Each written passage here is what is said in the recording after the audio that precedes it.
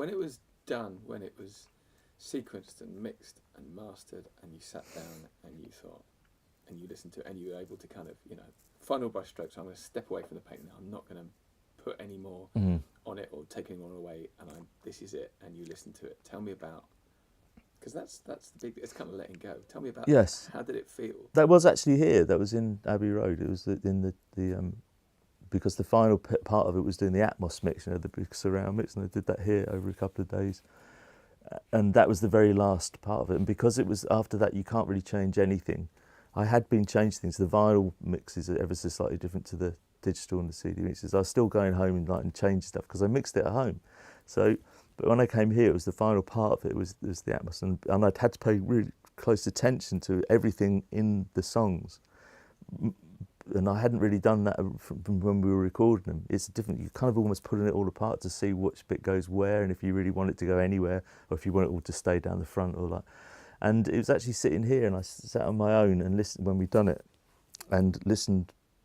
I listened back to it, and in the middle, and it was that moment I thought, it's done, A mixture of enormous relief at having actually finished it.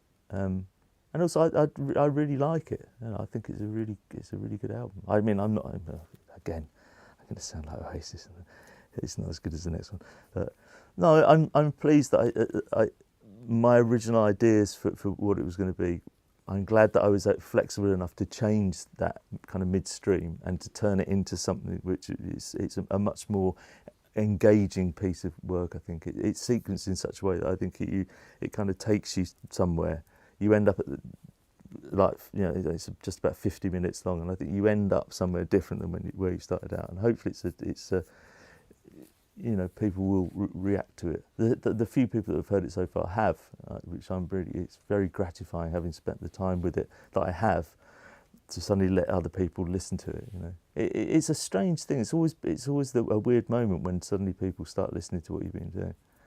Because you can't help but why bother unless you want people to like it?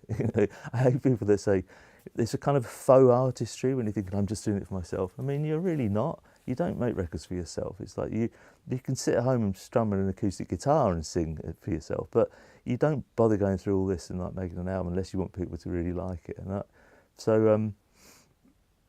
think it's turned out really well. It's great.